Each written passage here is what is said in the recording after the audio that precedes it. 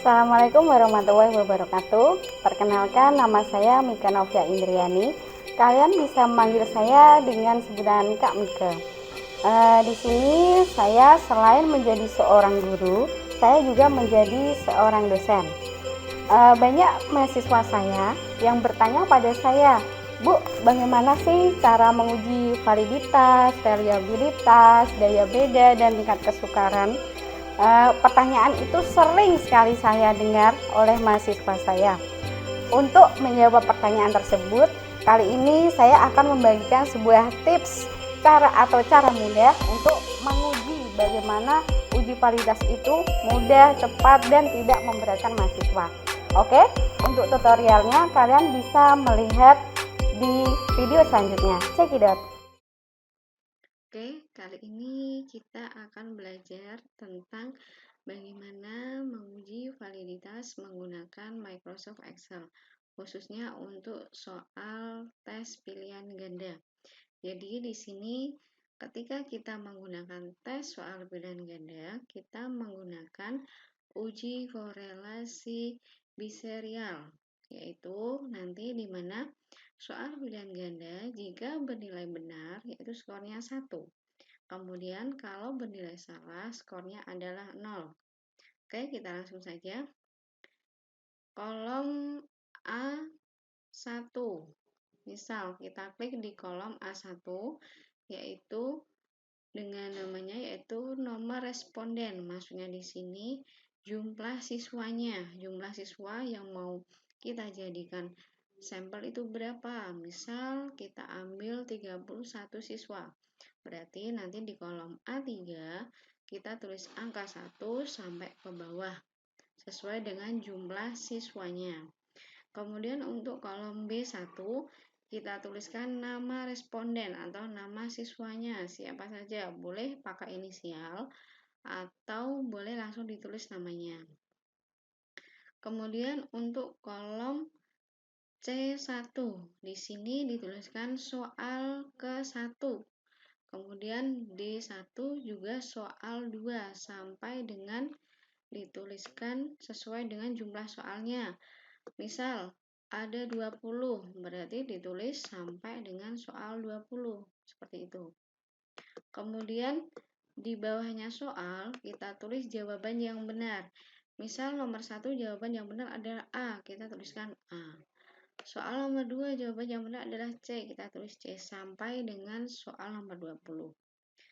Oke, kita lanjut ke siswa yang pertama yaitu Ani. Misal Ani pada soal nomor 1 dia menjawab benar, berarti skornya adalah 1, kita tulis 1. Kemudian di soal 2 kok dia benar juga, tulis skornya adalah 1 sampai dengan soal nomor 20. Oke, tadi Ani sudah menjawab 2 soal. Soal pertama bernilai benar dan soal yang kedua juga bernilai benar. Misal saya sudah memiliki data hasil dari penelitian, yaitu saya kopikan dulu. Misal, oke, untuk siswa pertama sampai dengan siswa ke-31 sudah ada datanya seperti ini. Ada yang bernilai 0 jika jawabannya itu salah. Misal Yopi di soal nomor 2 dia menjawab salah, berarti kita kasih poin atau skor 0. Kemudian di soal selanjutnya dia juga menjawab salah, berarti skornya juga 0, seperti itu. Ketika semua data sudah terisi, kita jumlahkan terlebih dahulu. Kita tulis kolom jumlah di bawah nama siswa yang terakhir. Caranya yaitu pakai rumus sama dengan sum, atau kalau ditulis di Excelnya itu tulisannya sum biar kalian tidak salah ketik. Kita kurung buka, kita tarik dari sel C3 maksud saya, sel C3 yaitu di soal pertama sampai kita drag ke bawah, kemudian di kurung tutup. Kita enter. Oke, kita dapatkan jumlah skor poin soal pertama yaitu 24. Kemudian untuk mencari yang lainnya tinggal kita drag sampai soal yang terakhir. Oke, seperti ini. Jadi sudah langsung diketahui semua jumlahnya. Setelah menentukan jumlahnya untuk yang bawah, kita juga akan mencari jumlah nilai Y. Jumlah nilai Y kok bisa dapat 20 bagaimana? Nih, saya hapus dulu yang ini biar kalian lebih paham. Oke. Jadi untuk mencari skor Y di sini nanti kita pakai rumus sama dengan sum kita tarik dari soal pertama nilai Ani sampai soal ke-20. Oke. Kita peroleh skor Ani yaitu soal nomor 1 sampai 20 ternyata dia skornya 20, berarti betul semua. Kemudian untuk mencari skor anak yang lain, kita bisa langsung drag ke bawah. Seperti ini. Nah, ini sudah diketahui semua skornya. Setelah kita mencari nilai Y, kita juga mencari nilai Y kuadrat atau Y pangkat 2 untuk melengkapi perhitungan mencari validitas. Rumusnya kita pakai sama dengan kita klik yang Y pertama, yaitu 20, kita pangkatkan 2. Enter. Oke, kita dapatkan 400. Atau dengan kata lain, 20 kali 20. Hasilnya 400. Kemudian kita drag ke bawah untuk mencari nilai yang lainnya. Oke, jika sudah diketahui nilai-nilainya, kita jumlahkan yang bagian bawahnya. Sama dengan sum kita klik dari yang paling atas kemudian ke bawah, kurung tutup, enter. Oke, diketahui kalau ini juga rumusnya sama dengan sum kita tarik dari atas ke bawah, kurung tutup, enter. Oke, kita sudah dapatkan jumlah nilai dari Y dan Y pangkat 2. Selain kita mencari nilai Y pangkat 2, kita juga mencari nilai X pangkat 2. Rumusnya juga sama dengan X-nya. Nilai X-nya dari jumlah C. C soal pertama yaitu 24. Kita pangkatkan 2. Hasilnya 576. Atau dengan kata lain 24 kali 24 seperti itu. Kemudian untuk mencari nilai yang lain kita drag sampai soal terakhir. Oke, ini sudah diketahui ya. Oke, sampai sini dipahami terlebih dahulu. Oke, kita lanjutkan. Setelah kita menentukan nilai dari X kuadrat sama Y kuadrat, kita menentukan kelompok atas dan kelompok bawah terlebih dahulu. Kita memiliki jumlah siswa ada 31 siswa. Kalau dibagi 2, itu bisa jadi 16 sama 15. Berarti yang kelompok atas kita tentukan 16 anak dan yang kelompok bawah yaitu 15 anak. Oke, kita hitung dulu. Kita tarik sampai 16 anak. Oke, ternyata betul. Kemudian kita ganti angka ini menjadi huruf biar memudahkan. Kelompok atas.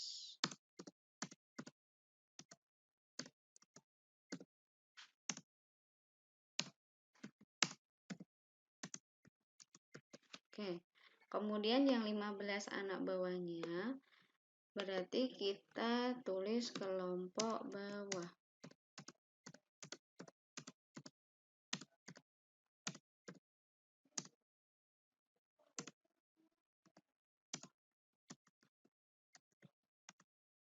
Oke, kita dapatkan kelompok bawah. Setelah kita menentukan kelompok atas dan kelompok bawah, kita membuat namanya tabel persiapan validitas. Jadi sebelum kita menghitung ke rumus yang lebih detail, kita buat tabel persiapannya dulu, yaitu dengan menuliskan X, Y1, maksudnya nanti yaitu nilai dari X soal pertama dikali dengan Y, yaitu di soal pertama. Kemudian nanti kita kunci. Ini ditulis sampai dengan soal ke-20, soal terakhir, XY20. Seperti itu. Oke, setelah kita menuliskan XY1 sampai dengan XY20, kita mencari nilai XY1-nya, yaitu dengan menuliskan rumus sama dengan kita lihat X, nilai soal nomor 1, yaitu di C3. Karena yaitu yang disorot adalah soal nomor 1. Kemudian kita kalikan dengan Y. Y yang pertama nilainya ada 20, kita klik. Kemudian kita kunci di W3-nya. Kita kasih dolar ya. Supaya apa? Supaya kalau ditarik sampai ke soal 20 itu tidak berubah. Maksudnya itu sesuai dengan perhitungan yang benar. Kemudian kita enter. Oke. Berarti nilai XY1 yaitu nilainya 20. Seperti itu sampai ke bawah juga misal sama dengan berarti yang bawah C4 dikalikan yang kedua, kemudian kita kunci hasilnya 20 seperti itu. Nah, jika saya sudah memiliki semua data siswa, misal sampai 20.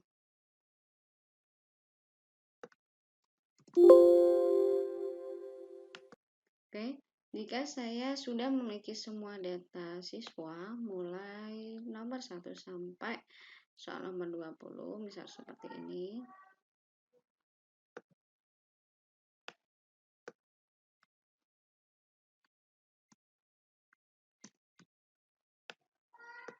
Saya kopikan seperti ini. Dengan perhitungan rumus yang sama, kita jumlahkan untuk yang hasil paling bawah. Caranya juga sama, pakai rumus sum. Sama dengan sum kurung buka, kita klik dari AB3 sampai dengan ke bawah. Kurung tutup, enter. Kita dapatkan jumlahnya yaitu 419. Kita drag sampai dengan soal nomor 20. Oke, sudah seperti ini. Jadi caranya itu kita drag itu biar lebih cepat. Kita kasih warna ya, biar membedakan. Oke.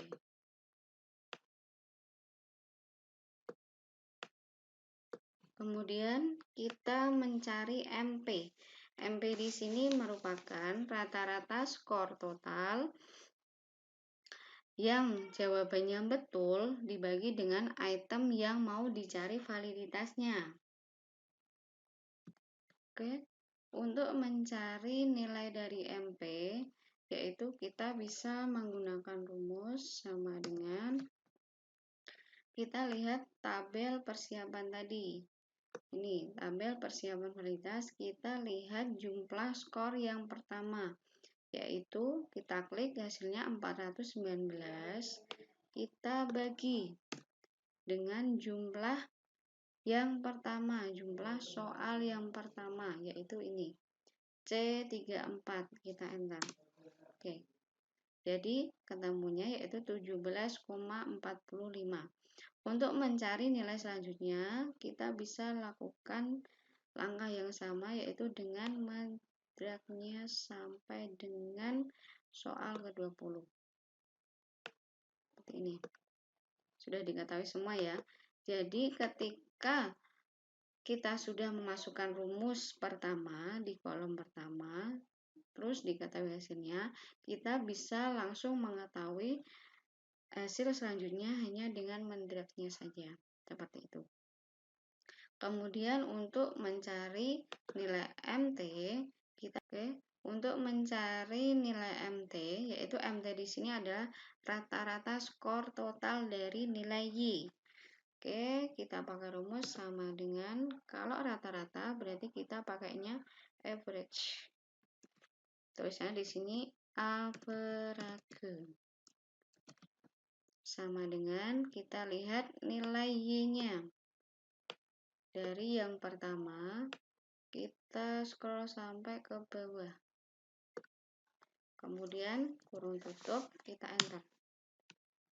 Diketahui hasil skor totalnya yaitu 15,77.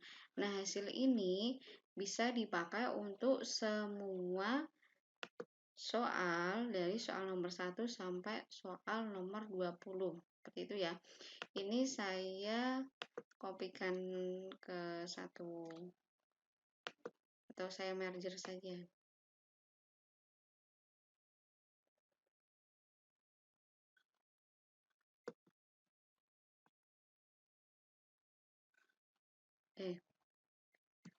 Kemudian kita selanjutnya mencari selanjutnya kita mencari nilai P. P di sini maksudnya yaitu banyak siswa yang menjawab benar dibagi dengan jumlah siswa secara keseluruhan.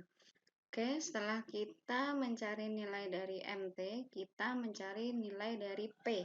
P di sini maksudnya yaitu banyak siswa yang menjawab benar dibagi dengan jumlah siswa secara keseluruhan. Kita masukkan rumusnya sama dengan, kita lihat di C34. Nah, kita klik di jumlah yang pertama, kemudian kita bagi jumlah siswa yang di 31. Kita tulis manual 31. Kemudian kita enter. Diketahui nilai P pada soal pertama adalah 0,77. Kemudian untuk mencari nilai selanjutnya, kita bisa langsung mendragsnya sampai ke soal nomor 20. Seperti ini. Jadi semua sudah diketahui nilai P-nya. Setelah kita mencari semua nilai P, kita lanjut untuk mencari nilai Q. Q di sini maksudnya yaitu proporsi siswa yang menjawab salah, dengan rumusnya yaitu Q sama dengan 1 min P. Jadi kita langsung masukkan sama dengan 1 min nilai P-nya ini ya. Jadi di C38. Kita enter. Jadi diketahui nilai Q-nya 0,225. Kemudian kita drag sampai ke soal 20 biar lebih cepat. Setelah diketahui semuanya nilai Q, kita lanjut mencari nilai P dibagi Q. Berarti kita tinggal membagikan saja.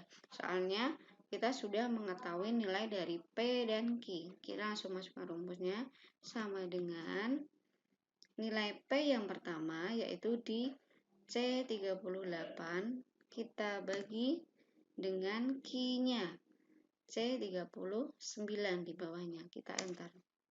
Seperti itu. Kita kemudian drag sampai di soal nomor 20. Sudah diketahui semuanya. Kemudian kita lanjut mencari ST. ST di sini adalah standar deviasi ya. Setelah kita mencari nilai dari P dibagi Q, kita lanjut mencari ST atau standar deviasi dengan rumus sama dengan ST, kalau di sini pakainya STD EV titik P seperti ini ya. Kemudian kurung buka, kita lihat nilai Y-nya. Y dari yang pertama sampai yang terakhir, kita sampai scroll ke bawah, kemudian kurung tutup. Diketahui standar deviasinya berapa? 4,40. Ini dipakai untuk semua soal, dari soal nomor 1 sampai soal nomor 20. Kita merge.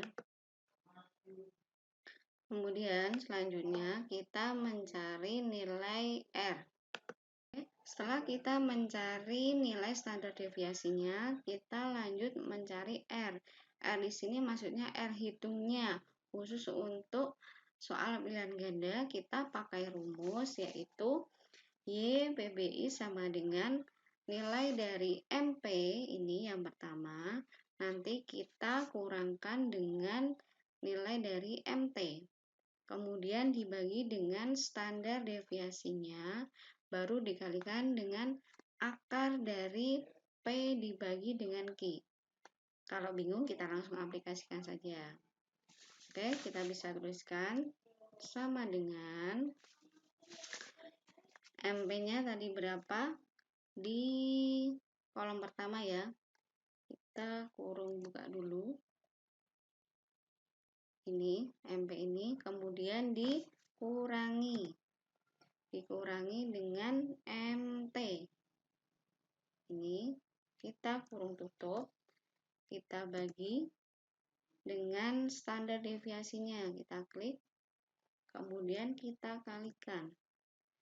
Kalau akar, kita pakainya tulisnya SQRT. Kemudian kita kurung buka lagi, kita lihat nilai dari P dibagi Q, yaitu ini C40. Kurung tutup, kemudian ini dipahami dulu ya kalau bingung. Jadi kita klik dulu nilai MP yang pertama di C36, kemudian kita kurangkan dengan MT, yaitu di C37. Kemudian kita bagi dengan C41, yaitu standar deviasinya, baru kita kalikan dengan akar dari P dibagi Q. Kalau akar itu nulisnya pakai ini SQRT ya. Kemudian kita enter.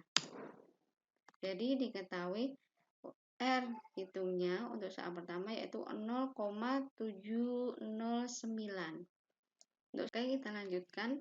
Ketika kita sudah mengetahui nilai dari R hitung di soal pertama, karena ini di merger, jadi kita carinya satu-satu.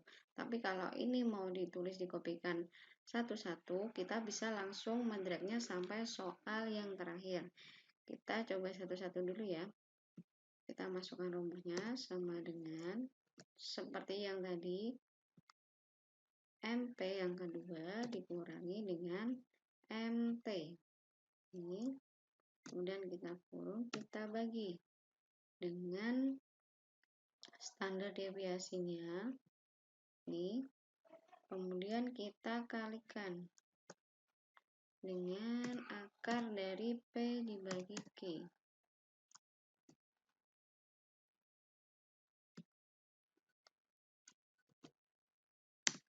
Oke, kita dapatkan seperti ini. Kemudian kita cari lagi yang ketiga, yaitu dari MP dikurangi MT-nya itu, tutup, kita bagi dengan standar deviasi, kita kali SQRT, kemudian hasil dari soal yang ketiga. Oke, seperti ini ya. Oke, setelah kita mendapatkan nilai R hitung dari soal nomor 3, ini perlu jadi catatan ya. Ini tadi kan nilai MT-nya itu saya merger biar di tengah jadi satu. Kalau di drag nanti misal soal pertama sudah diketahui R hitungnya, kalian drag, nanti hasilnya tidak ketemu karena sudah saya merger. Nah, untuk mengantisipasi hal itu, kalian bisa tuliskan rumusnya kalau MT ini di C37, perlu diingat. Kemudian kalau ST standar deviasinya yaitu di C41. Jadi nanti kita tinggal menyesuaikan saja. Misal kayak ini, di soal nomor 3 kan kita rumusnya yaitu MP yang pertama yaitu E36 dikurangi MT tadi C37. Tetap itu sebagai patokan. Kemudian ST-nya di sini tadi adalah C41. Jadi yang digunakan MT dan ST itu C37 sama C41. Seperti itu. Kalau yang lainnya ini mengikuti sesuai dengan kolomnya. Jadi yang C31 yaitu MT dan ST ini adalah C41. Rumus ini dipakai sampai dengan soal yang terakhir. Ini, misal di soal nomor 3. Soal nomor 3, kita kalau langsung kliknya di 1 gini, pada saat kita menuliskan nomor, itu yang tercatat adalah E37, bukan C37. Yang kita butuhkan adalah C37, seperti itu. Jadi kita bisa langsung tuliskan C37, itu untuk MT-nya. Sedangkan untuk ST-nya kita tuliskan C41, karena kita sudah memergernya di tengah ya. Kemudian setelah 3 nilai ini diketahui, ini saya sudah punya datanya ya. Oke, setelah kita mendapatkan 3 nilai ini, saya melanjutkan untuk nilai selanjutnya sampai di soal 20. Pakai rumus yang sama seperti yang tadi. Kemudian untuk menentukan R tabel, kita bisa lihat di tabel R atau R tabel korelasi produk momen. Di situ kita lihat yaitu jumlah siswanya, yaitu dengan rumus, bisa saya tuliskan di bawahnya di sini, DF sama dengan N-2. Jadi misal jumlah siswanya 31, berarti nanti DF sama dengan 31 dikurangi 2, hasilnya yaitu 29. Jadi 29 ini kita bisa lihat di R tabel, nanti saya akan tampilkan. Jadi kita urutkan nilai dari 29. 29 ini jumlah siswanya di kolom pertama di R tabel itu, kemudian kita tarik di 5%-nya. Nanti akan ketemu 0,355. Itu untuk R tabel. Nah, R tabel ini digunakan untuk semua soal dari nomor 1 sampai dengan soal nomor 20, itu R tabelnya ya. Jadi seperti itu. Nanti untuk menentukan R tabel, nanti kita lihat di R tabel korelasi produk momennya. Kemudian untuk menentukan kriteria, kita bisa menggunakan kaidah jika R hitung di sini ya, R hitungnya di sini. Jika R, kita tulis di sini saja. Jika R hitung lebih besar dari R tabel, maka dikatakan valid. Tapi kalau R hitung kurang dari R tabel, maka dikatakan tidak valid. Nah, jadi ini kaidah penentuan jika dikatakan valid atau tidak valid ya. Oke, selanjutnya untuk menentukan menentukan valid atau tidak validnya, kita bisa menggunakan rumus sama dengan if kurung buka R itu yang pertama lebih besar dari R tabel. Kita kunci dulu. Kemudian titik koma, valid, tanda petik 2, titik koma lagi. Ini tanda petik 2, invalid. Kemudian kurung tutup. Kita coba. Oke, berarti diketahui soal nomor 1 adalah valid, yaitu dengan ketentuan R hitungnya lebih besar daripada R tabel, maka dikatakan valid, yaitu poinnya 0,70 dengan R hitung, kalau R tabelnya yaitu 0,35. Jadi sudah jelas bahwa R hitungnya itu lebih besar daripada R tabel, maka dikatakan valid. Nah, untuk menentukan soal nomor 2 sampai soal nomor 20 itu valid atau tidak, karena ini R tabelnya tidak saya merger, saya kopikan satu-satu, bisa langsung kita drag. Tapi kalau yang tadi mencari R hitung, kita harus cari satu-satu dulu, ya. Seperti itu bedanya. Bedanya antara kita pakai merger atau tidak. Oke. Karena ini sudah saya copy ya R tabel satu-satu, kita bisa langsung mendragsnya ke sampai soal terakhir.